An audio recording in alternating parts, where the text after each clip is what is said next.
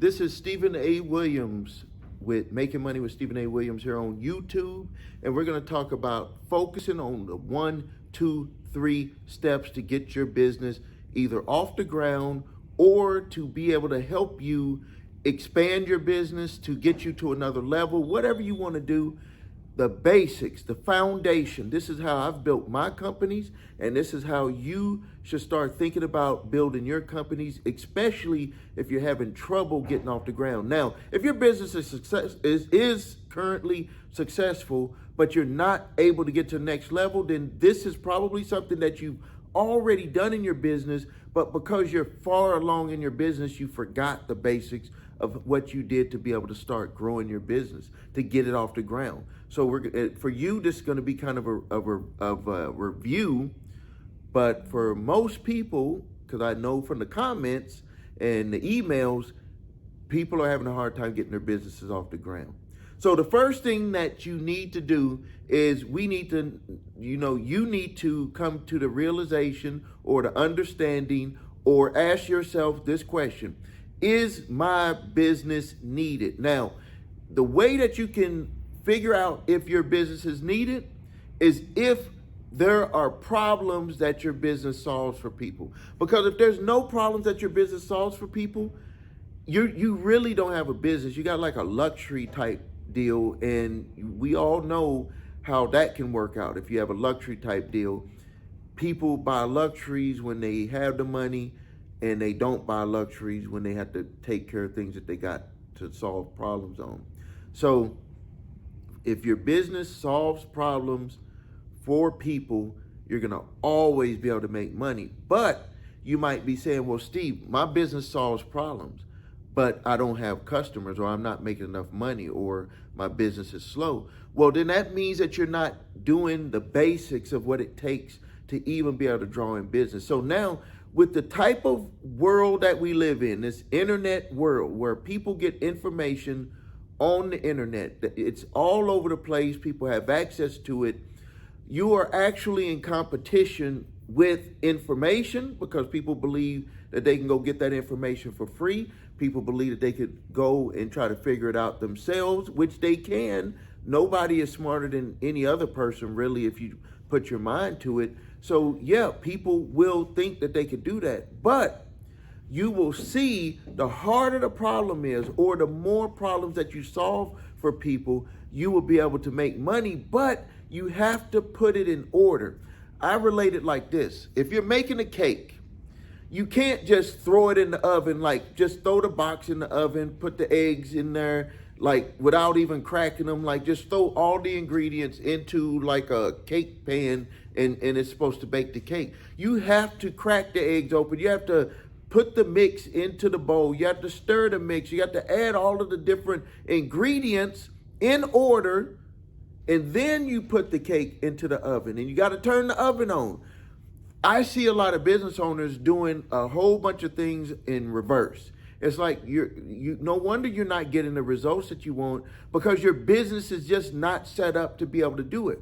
So the number one thing that every business owner needs to get in their mind, every business owner, I don't care if you're an attorney, I don't care if you a lawn service, I don't care if you are a house builder, I don't care if you have an office where you do support services, software engineer, pharmaceutical, whatever it is. The thing that all of those businesses have in common that are successful is that they know how to get customers. Now, it's going to be different, a little different for each. That's why I always tell people, find someone who has experience in your business and ask them directly what they do on a day-to-day basis, the good, bad, and ugly of all of it, because that's what's going to align you the right way on what you got to do. What I'm going to show you right now is what a lot of people, for some reason, don't like doing, even though it could be the biggest benefit for your business. Because if you think about it this way, if you could wake up in the morning and you had people who have came to you and said, help me solve this problem, then you don't have to wake up in the morning and say, how are we going to get some business, or hoping business comes in, because the business is there waiting for you. And then we can take it a step further. What if you have the type of business that can actually allow people to pay you money without talking to you? So, but you can't do that unless you have a certain thing in place. And every business needs this in place. Tell me any business that's out there that has been able to scale, that has been able to stay around, that is not advertising their business. I know people say word of mouth, referrals, and all of that stuff. That is well and good. But whose mouth is going to talk about your business today, and whose mouth is going to be talking about it the next time? And then think about it this way. If you line 10 people up in a row, they've done a study on this, 10 people in a row, and you tell the first person something, you whisper it in their ear, and then they turn around and tell it to the next person. Halfway down, when they got to 5 people, they were already not saying it the right way. So how are you allowing people to talk about your business? Why wouldn't you take control and make sure that the biggest word of mouth about your business is your business? Because you never know why someone may not like, or talk about your business the way that you want them to talk about it. They don't work for you. They don't really care. They just wanted to get whatever you got from your business, and they may relate it to someone in a way that you do not want them to relate it to. And that person gets a bad impression about your business. You never know what they're going to say. That's why you need to always be in control of what is being said about your business. Before I get started on this, I'll give you an example. I was, here's a huge example. I was on listening to a call from business owners who were investors. And this one business owner invested $2 million into this real estate deal. And he was upset. Now, what comes to your mind on the reason why he was upset? You're thinking that maybe he lost money, like he wasn't able to get his money back or something. No, he actually made money for a whole year and then got his $2 million back. You want to know what he was upset? He just said, I didn't click with the investment group. So if a person gets the ultimate goal of the return on their investment, like they made money for a full year on a real estate deal, and then they got their $2 million back that they invested, so they got their money back, and they made money on the deal for a whole year, and they're still upset. So that person was actually bad talking the investment group.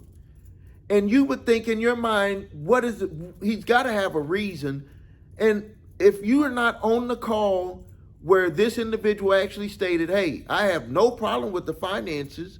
I made a lot of money on my $2 million and I got my $2 million back. But I just don't like the way that they talk. I don't like the way that maybe they don't like the way that they do the call.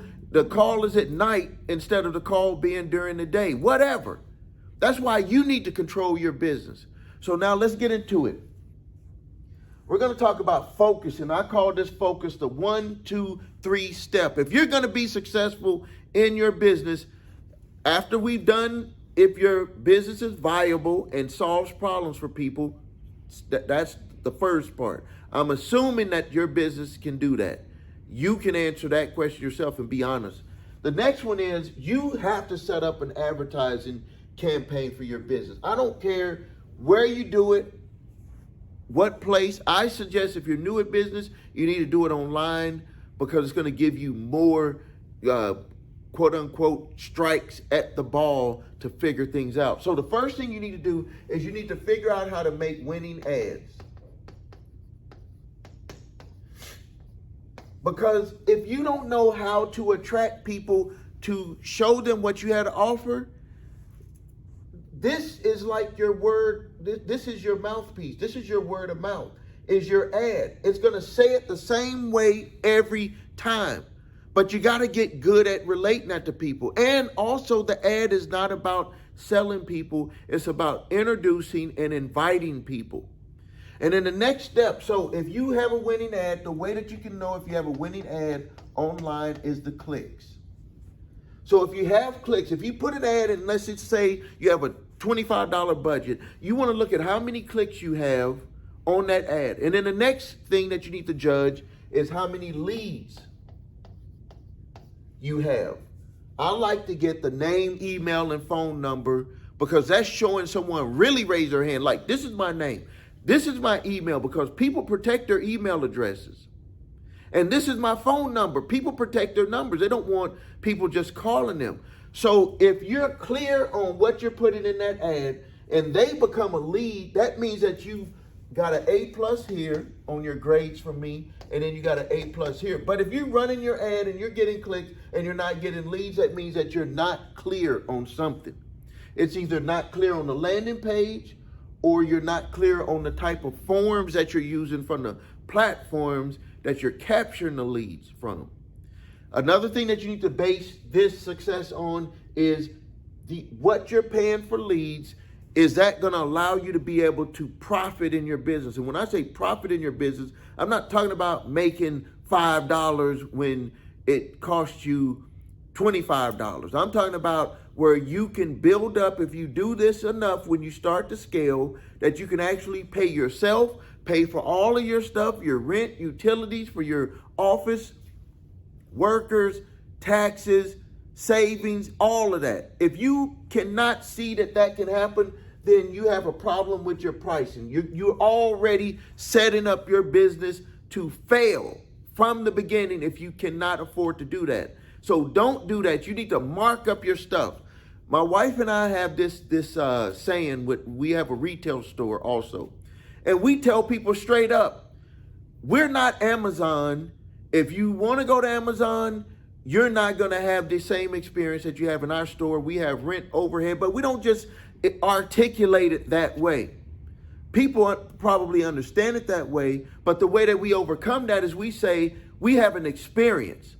You can buy that from Amazon, but are you going to get to play the games that we sell at Amazon? But here you can play with your friends, with family, with other people that you meet at the store. We make a whole experience, just like Starbucks. People go to Starbucks sitting on a laptop, looking around, all that stuff. Well, think about it this way. You can go buy that coffee from the store. So why do you pay more at Starbucks? Because it's an experience. So when you are doing this, it's the same type thing. People are going to look at, they're going to make all of these, they're going to make all of these thoughts. These thoughts are going to go through their head about the experience with working with your company. And so that's why it's important to make sure you have a winning ad. And then right here, whatever way you're capturing leads, if you have a lead form that the platforms give you, like all of the different platforms allow you to actually use their lead form on their platform. So that's like a second ad for your business. That has to be consistent with the ads. If it's not, you're going to run into trouble. Now, the next thing, if you do start to generate leads, and it is at a cost. So your cost per click is good, and your cost per lead is good. Like you're in that winning number. You're like, okay, I can survive because maybe I'm paying $5 a lead, but if I make a sale, I'm making $500. $500 will pay for the leads. It'll pay for a number of leads, but it'll also set you up to be able to pay for the office yourself, savings, make good money. So now, the next thing that we do to be able to increase our power of closing more people is that you want to set up an autoresponder. And on that autoresponder, you're going to send out emails. This is like your next word of mouth, but you have full control of what you say because the platforms are going to kind of allow you to say some things and not say some things. This is where you can email out to your leads that have already raised their hand and said, contact me. You can nurture them with more information about your business. I always tell people, start with like 5 or 6 different emails. That's not really selling, but you'll have a call to action to tell them to either go to the website or to call or that. And you're also going to let them know in that first email that someone will be reaching out if your business is set up that way. But this is where you nurture. And I would say that you need to expand that even further. I have more than 75 emails that goes out to one of my lead lists where someone becomes a lead. They're going to get every 3 days, and it's over 75 emails that'll go out to help let them know what we can do, what we can't do, what we have done, how we can help them. And then it always gives a call to action to go to our sales page. Now, the next thing, and this is where it'll give you opportunity to get good, because if leads don't close, you can always utilize this system to follow up with people and to get better at doing what we're going to do next. So the next thing is you can call people and you can text people. So this is another point of contact. So you have this point of contact, and then you have these 2 points of contact where you can, call people. And what I suggest, if you're a new business, you're basically trying to ask them about the problem. They know what you do, so you want to kind of match their problem that they're having with your service. And if it can be done, it can be done. But I'm going to tell you, if it can't be done, don't say anything just to make a sale. Let them go, because they're going to have a bad experience with your company. That's why you got to always tell people, hey, this is the way we do it. And with what you've expressed with your problem, it matches up with the way that we handle our clients with the services that we offer. Or if you're selling products, they're going to see the product and then they can make a determination, but it's usually going to be based off the experience with your company. If you're selling the same old, you're going to get the same old, which is almost nothing. If you're not making sales, if people are not reacting here, you're calling people, texting people, they're answering, but there's no sales, this will give you an opportunity to call people and just say, hey, is there something that you're not understanding about the way that we offer, whatever service that you have or the product? Like, why didn't you buy? I just actually sent an email for one of my companies, and I asked people, just tell me, it's for a course that I have. I was like, just tell me why you didn't buy.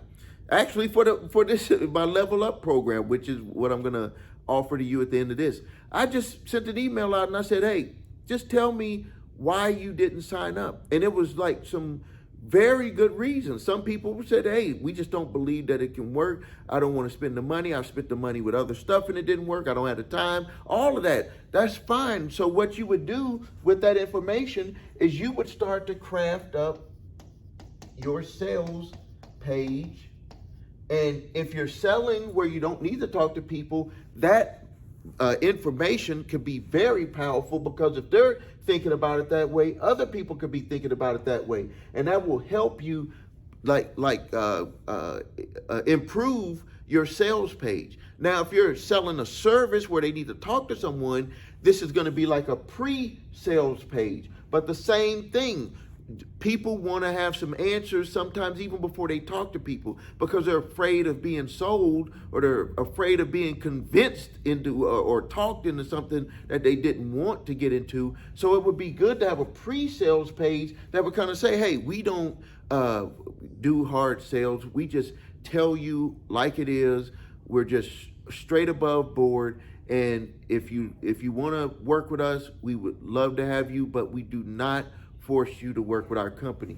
That's what you would do. So if you see right here, this is that 1, 2, 3 step, and you can see that in the end result that you want is you want to bring in more money. So to review, winning ads, generating leads, autoresponder, call, text if you want to integrate that in there. And there's other things, but I don't want you to think about that right now. There's other things. This is just that first cake that we're making. We can make some very intricate cakes later, but this is that foundation. You have this foundation. Think about it. If you have this foundation, you're going to always have people to talk to. You're going to always have people that are in your funnel being introduced at a different level about your business, and you'll always have people to call. You can tighten up on your sales page. You can tighten up on your sales script, and you will always be able to make money. So please like and subscribe to my channel. If you like this video and this information, post your questions and comments below. I invite you to look at the links below. I have a course, Level Up Your Business 5-Day Challenge. You can take a look at that. I will teach you how to advertise on all of the platforms to generate leads. I will show you step by step how to figure out how to integrate your business into one of the platforms. I will tell you how to figure out which platform is best for your business. Every platform is not good for every business. I could tell you that from experience. A lot of people that are making these videos, they do not really work with businesses. They don't, maybe they're in front of the camera, but they would never walk into a store and deal face to face, or they've never, answered the phone and had to solve the problems with businesses. I've been doing this since 1990. I did it in print, and now I'm doing it in print and online. So I'm doing it in both and with mobile apps. But I have personal direct experience with dealing face to face, belly to belly with business owners who were paying me money, and they expected a return on that investment. And if you cannot make people's phone ring, cannot generate leads for people, if you cannot get that stuff done and help them make sales, then there's no reason for them to spend money with you. But I've transitioned my business a little bit now because more people, this is that do-it-yourself world, do-it-yourself economy. So what I've done is I've put my secrets, the way that if you were to come to me, which I charge $5,000 to $15,000, depending on what type of business you have, that's what my monthly charge is. I've put that into a program. So if you were to just come to me and say, Steve, I need help with my business, it would be just like you're one of my clients, but I'm going to just show you with short, straight to the point videos on how to do it. So thank you for your time. This is Stephen A. Williams with Level Up Your Business 5-Day Challenge and Making Money with Stephen A. Williams here on YouTube.